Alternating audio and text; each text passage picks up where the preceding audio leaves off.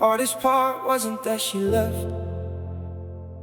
The hardest part was realizing she was healing while I was still hurting. She moved on, and I didn't know how to. She moved on while I was still replaying memories. She moved on while I was still reading old messages. She moved on while I was trying to understand what happened. Tell me, how do you stop missing someone who's already stopped missing you?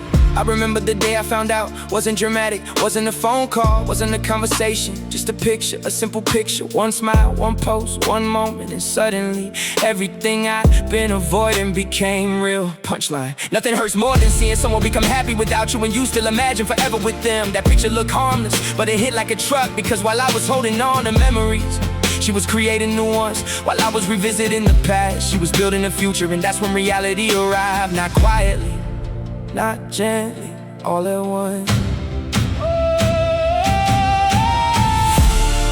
She moved on while I was still replaying memories.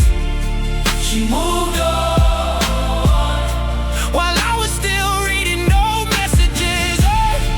She moved on while I was trying to understand what happened. Tell me, how do you stop missing someone who's already stopped missing you? I wish people talk more about the stage at the heartbreak, the stage where they're okay and you're not, the stage where they become a lesson while they still your favorite memory.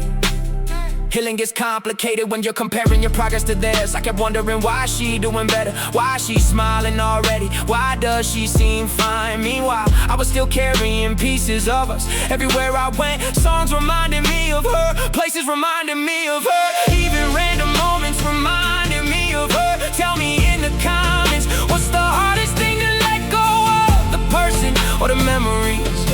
Because for me, it was the memories. Retention moment. Then one night, I realized something painful. She wasn't moving on to hurt me. She was just moving forward. That truth changed everything, because I made her healing about my pain. I made her happiness feel like betrayal, but maybe it wasn't. Maybe she was just doing what I should have been doing. Living. You can't expect somebody to stay emotionally where you left them. That's unfair to them and to yourself. People heal differently, people process differently, people move differently. Just because somebody moves on first doesn't mean they never cared. Sometimes it means they accepted reality sooner. That hurt to admit, but it was true. She moved on, and I hated seeing it. She moved on, and I didn't understand it. She moved on, and somehow that became the wake-up call I needed. The truth is, I wasn't actually missing her anymore. I was missing who I was with her. The version of me that believed, the version of me that felt safe, the version of me that had plans. Sometimes we're not heartbroken over people, we're heartbroken over possibilities. Read that twice, cause that realization freed me. I wasn't mourning a relationship, I was mourning an imagined future, a future that no longer existed. And once I understood that, the healing started slowly, but it started. Maybe you're listening right now, watching somebody move on. Maybe it hurts, maybe it feels unfair, maybe it feels like you're being left behind. Listen carefully, that chapter doesn't determine yours. For months I kept checking profiles, checking updates, checking signs, looking for proof that she still cared. You can't heal from something you're still feeding every day. That was my problem. I kept reopening wounds, then wondering why they weren't healing. I kept revisiting the past, then wondering why I felt stuck. Eventually, I stopped looking, stopped checking, stopped chasing answers. And for the first time, I started focusing on myself. Retention switch, and then something unexpected happened. Life kept going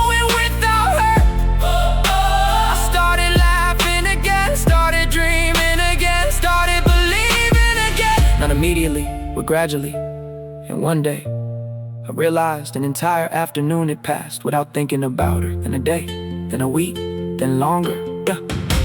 The moment you stop counting how long it's been, it's usually the moment you started healing that hit me. Because healing isn't forgetting, it's remembering without hurting, it's looking back without breaking, it's appreciating the chapter without trying to live inside it forever.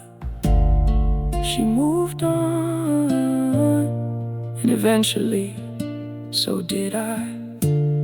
She moved on, and the world didn't end. She moved. She wasn't waiting anymore, I was. And that's when I realized she had already moved on. She moved on while I was still stuck in the same chapter. She moved on while I was still trying to fix what was broken. She moved on while I was still carrying out memories. Tell me, how do you forget somebody who still feels like home? I used to think heartbreak happened the day people leave, I was wrong. Heartbreak happened months later when reality finally settled in, when hope finally died, when I stopped expecting the text, stopped expecting the call, stopped expecting her to come back. The real breakup starts when hope finally packs its bags. That's when the pain became real, not when she left, not when we ended, when I realized she wasn't returning. That realization hit differently, because hope kept me alive, but it also kept me stuck. Every day I believed tomorrow would change, every day tomorrow proved me wrong. She moved on while I was still stuck in the same chapter. She moved on. She moved on while I was still trying to fix what was broken. She moved on. She moved on while I was still carrying out memories. Tell me, how do you forget somebody who still feels like home? I saw her name one day, nothing special, just her name, and somehow it ruined my entire mood. Healing is weird, you can be okay for weeks, and then one memory resets everything. Anybody relate? One song, one photo, one place, one smell, and suddenly you're back to the beginning, back to the heartbreak, back to missing somebody you promised yourself you stopped thinking about. That's what nobody tells you. Healing isn't a straight line, it's messy, complicated, unpredictable. Retention moment, then I made a mistake a lot of people make. I checked her profile, there she was, smiling, living, growing, happy, and I hated myself for feeling hurt. Because what was she supposed to do? Stay miserable forever? The hardest pill to swallow is realizing someone's life continues without your participation. That line changed me, because I kept acting like her happiness was somehow an attack on mine. It wasn't. She wasn't trying to hurt me, she was simply moving forward, and maybe I should have been doing the same. She moved on, and I mistook that for betrayal. She moved on, and I mistook that for rejection. She moved on, but maybe she was just accepting reality before I was ready to. The truth, I wasn't just grieving her, I was grieving everything attached to her. The dreams, the plans, the future I imagined, the life I thought we built. Come and trigger.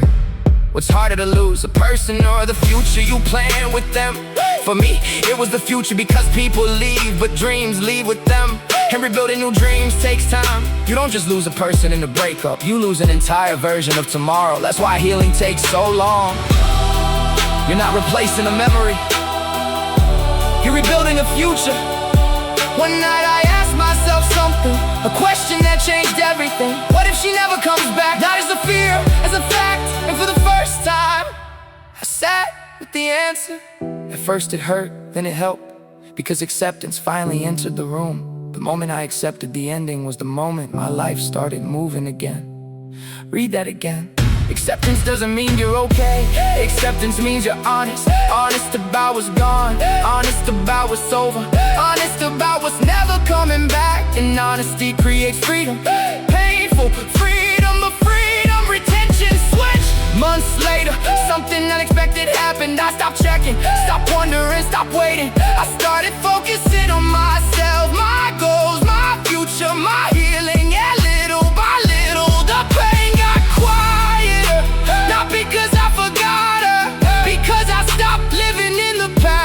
Closure didn't come from our explanation. Closure came from my decision to stop waiting for one.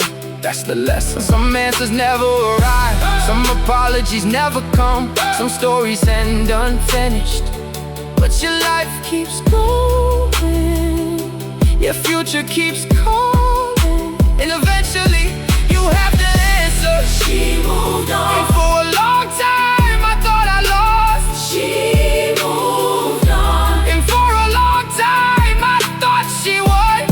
But life isn't a competition, healing isn't a race, and one day, without realizing, I moved on too. But not because I stopped caring, not because I erased the memories, because I finally chose myself. If you're struggling to let somebody go, listen carefully. You don't need another sign, you don't